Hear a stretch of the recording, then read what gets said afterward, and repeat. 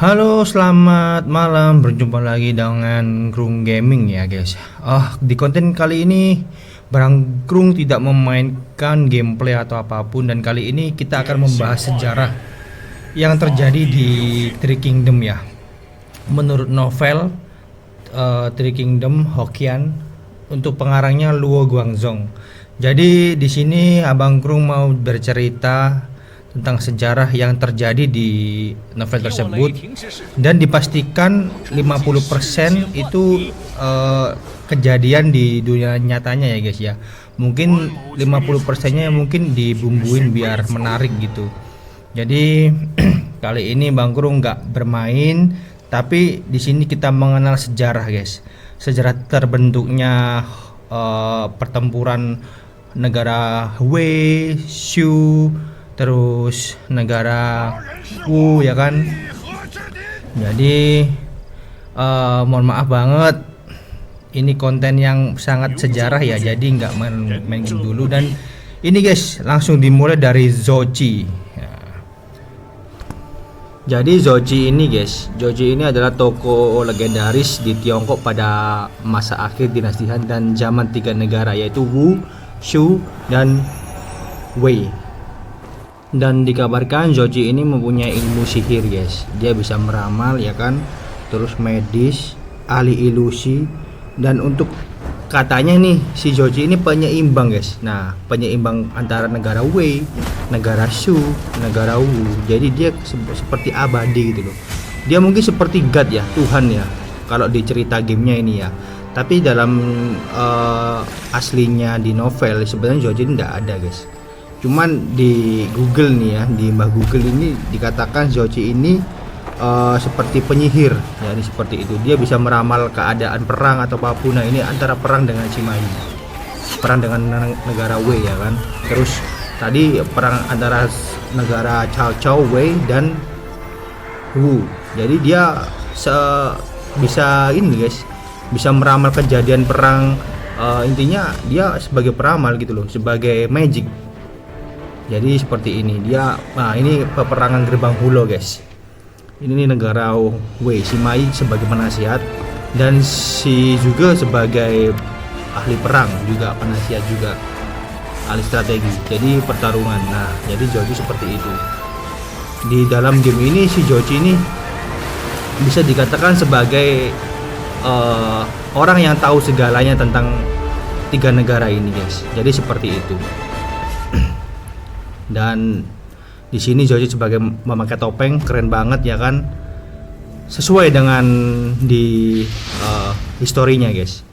The next kita bahas tentang pertempuran Chibi guys. Dan ini pertempuran yang benar-benar ada ya, benar-benar real ada di Three Kingdom ya. Jadi namanya itu The Battle of Child, yang terjadi di Sungai Yangtze ya guys ya.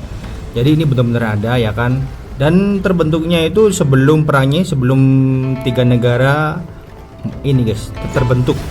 Dan pihak Cao Cao ini dengan koalisi Liu Bei dan Sun Quan. Jadi negara Wu itu beraliansi sama si negara Shu ya, Zhuge Liang, Zhou Yu itu beraliansi untuk mengalahkan Cao Cao. Dan pasukan Wu ini guys sebanyak 50.000 pasukan, dan Cao Cao ini 800 pasukan guys.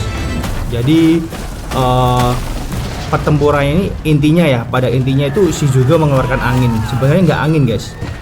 Sebenarnya di posisi itu kondisi alam itu berangin guys. Jadi negara Wu kan terkenal apinya itu guys.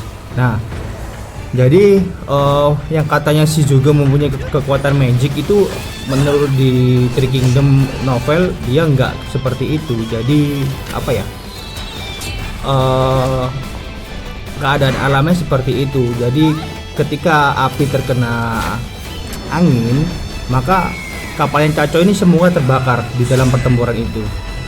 Jadi dimenangkan oleh pihak Shu dan Wu. Jadi untuk pertempuran The Battle of Child ini memang benar-benar ada, dan kekalahan Cao Cao memang di ujung tanduk guys. Semua kapalnya udah terbakar seperti itu. Dan next kita akan bahas tentang histori Sansei, yaitu anak Sun Jian yang disebut Bofu. Dia baru berusia 17 tahun guys untuk menggantikan ayah yang sudah meninggal. Jadi di histori kali ini si Sanche ini kaget guys. Ceritanya itu kaget ketika ayahnya itu meninggal. Meninggal usia muda juga Sun Jian. Dan dia nih pergi untuk mencari jenazah ayahnya, lalu dimakamkan ke Hui. Jadi dimakamkan ke Hui. Dan dia ini sedang juga mencari ibunya guys. Dan untuk tugasnya si Sanche ini untuk menenangkan ibunya juga. Dan bertemu dengan pamannya yaitu Wu Jing. Jadi Sun Ce ini juga meninggalnya di usia muda guys, di usia 25 seperti ayahnya. Jadi untuk intinya cerita ini tuh si Sanche itu pergi untuk mencari jenazah ayahnya, lalu di lalu dia menenangkan ibunya dan menemui Danyang yaitu pamannya, yaitu namanya Wu Jing. Memang ceritanya ini sangat bersinambung guys, menurut aku bersinambung banget. Jadi memang Three Kingdom ini 50% itu fakta, 50% nya itu dibumbui guys. Jadi sangat disayangkan ya, putra mahkota Sanche ini meninggalnya di usia muda, padahal dia berkarisma banget, orangnya berkarisma. Terus powernya itu kuat guys. Sesuai dari di gamenya ya, memang bener-bener strong banget si Sun Ce ini. Jadi sangat disayangkan. Bofu, julukannya Bofu guys, sangat disayangkan ini meninggal di usia muda, padahal masih berbakat banget menjadi penerusnya si Sun Jian. Nah ini ceritanya ibunya guys, cuman di game kan seperti ini animasinya. Jadi seperti itu cerita dari Sun Ce untuk lengkapnya di novel ya. Next kita bahas tentang Sumpah Taman Persik, yaitu peristiwa ini mengisahkan tentang 3 tokoh utama, Liu Bei, Kuan Yu, dan Zhang Fei, yang bersumpah setia sehidup semati menjadi saudara angkat di sebuah taman yang penuh dengan pohon persik. Dan isi sumpah itu yang diucapkan oleh ketiga tokoh tersebut itu dia berjanji untuk saling mendukung, melindungi, dan setia satu sama lain dalam keadaan apapun guys. Bahkan dia tuh rela berkorban untuk mati bersama. Nah tujuan sumpah ini tuh melindungi dinasti Han dari pemberontakan dan menegakkan keadilan. Seperti itu. Jadi di kisah memang nyatanya seperti ini. Mungkin 70% ini memang ada guys, 30% mungkin dibumbuin. Jadi itu dia bersumpah itu. Nah sehidup semati dia, sahabat yang tak pernah terpisahkan. Jadi seperti itu. Seperti itu guys ya, Taman Persik ya, Sumpah Taman Persik. Jadi seperti itu. Next kita bahas apa lagi ya, ini adalah Perang Gerbang Hulau yang ada di mana-mana itu, yang viral banget, yang terkenal banget, atas jenderal kita, jenderal macan, yaitu Zhou Yun, yaitu jenderal yang tak pernah kenal kalah. Jadi tak kenal kalah guys, tak pernah kalah, jenderal terkuat kita, Zhou Yun. Dan di sini isinya si perang ini tuh yaitu adalah perang Tongchu yang dipimpin oleh Liu Bu dan pemimpin Yuan Shao ya kan, musuhnya Yuan Shao nih. Dan Yuan Shao ini membawa tiga ini guys, 3 tokoh terkenal yaitu Liu Bei, Kuan Yu, dan Zhang Fei untuk melawan Lu Bu. Dan di sisi lain tuh si Zhou Yun tuh sendiri guys. Intinya tuh Zhou Yun tuh misah guys, seperti itu. Tapi ini sayangnya guys ya, perang ini tuh fiksi ya, jadi nggak ada di dunia nyata tuh, nggak ada. Intinya memang di Three Kingdom tuh nggak ada, memang fiksi, jadi karangan aja sih menurutku. Tapi bener-bener ini guys, ikonik banget. Ini perang yang paling ikonik sih dari sebelumnya, ini paling ikonik karena ini ada Lu Bu, yaitu Lu Bu itu si yang terkenal kuat ya kan. Sampai-sampai 3 saudara ini nggak bisa guys melawan Lu Bu guys, baru dibantu sama Zhou Yun tuh di film tuh baru bisa tuh mengalahkan si Lu Bu. Nggak kalah sih Lu Bu, cuman ini kabur dia. Jadi harus ada bantuan Zhou Yun guys, seperti itu. 3 saudara nggak bakal bisa ngalahin.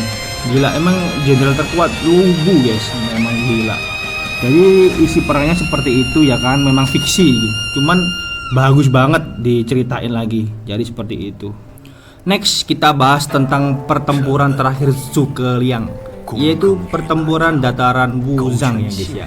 Ini adalah pertempuran terakhir juga, yaitu ditandai dengan kebuntuan strategis antara kedua belah pihak ya, yaitu pihak Wei dan pihak Su. Pihak Wei dipimpin oleh Sima Yi ya guys ya, yaitu kedua ahli strategi ini dikenal karena kecerdasan dan kemampuan taktis mereka. Jadi pertempuran antara Zhuge Liang dan Sima Yi ini seringkali ditandai dengan manuver strategis, tipu daya, dan kebuntuan daripada pertempuran langsung yang menentukan. Dan meskipun Zhuge Liang tidak pernah berhasil mengalahkan Wei secara langsung, ia berhasil menguji kemampuan militer Wei dan mempertahankan kekuatan Shu dalam beberapa waktu tertentu. Pertempuran ini menjadi bagian penting dari legenda dan cerita tentang Zhuge Liang dan Sima Yi, menunjukkan kecerdasan mereka sebagai jenderal dan ahli strategi dan pemimpin militer pada masa ketiga kerajaan tersebut guys. Ya, memang legenda baris banget ya, legenda banget. Dan ceritanya itu sangat sinambung banget ya guys ya, antara ahli strategi seperti ini. Itu sih juga guys. Jadi si juga ini bukan dia mempunyai kekuatan magic angin, enggak. Memang dalam kondisi perang tersebut badai guys, sebenarnya itu badai. Terus si Wu ini kan melempar panah tuh.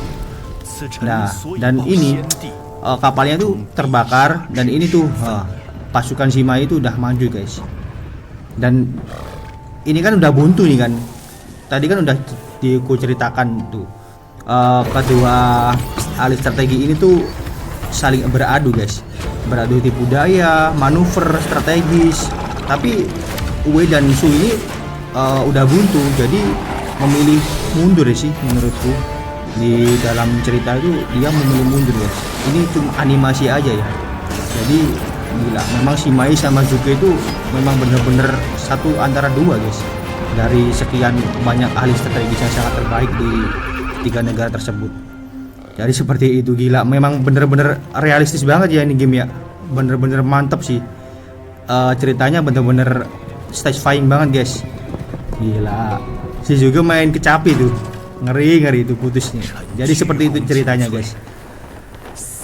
Memang the best history ya. Next ya, kita bahas tentang ini Sima Yi, yaitu si pengkhianat licik dari negara Wei.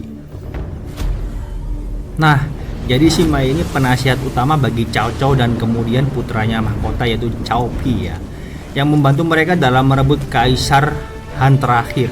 Ia dikenal dengan sebagai ahli strategi yang ulung, terutama dalam melawan Zhuge Liang, negara Shu Han. Meskipun awalnya setia kepada keluarga Cao Cao, secara bertahap dia itu kayak pengkhianat gitu guys. Dia ingin menguasai negara Wei. Jadi di histori seperti ini dia itu sangat serakah banget ya kan. Dia ingin menguasai negara Wei secara sendirian gitu guys. Dan ini dia membelot. Jadi seperti itu. Di video ini memang diceritakan dia itu pembelot. Jadi kisah tentang Sima Yi juga menjadi populer dalam novel Romance The Three Kingdom. Jadi ketika Cao Cao ini sudah meninggal, sudah wafat, dia langsung mengambil alih guys, dia untuk menguasai negara Wei sendirian. Dan di sini di video entrance kali ini dia memang menyerang negara Wei untuk merebut kekuasaan guys, si Cao Pi. Nah, jadi itu singgasananya. Lalu si Sima Yi dengan PD-nya itu, dengan PD-nya mengusir semua pejabat-pejabat Wei, baru dia ini guys sama pasukannya itu merdeka. Nah itu dia membawa pasukan untuk melawan si Zhuge Liang. Nah seperti itu. Jadi segitu aja dari Bang Grung untuk kali ini. Memang kita membahas tentang sejarah ya guys ya. See you next game guys, bye.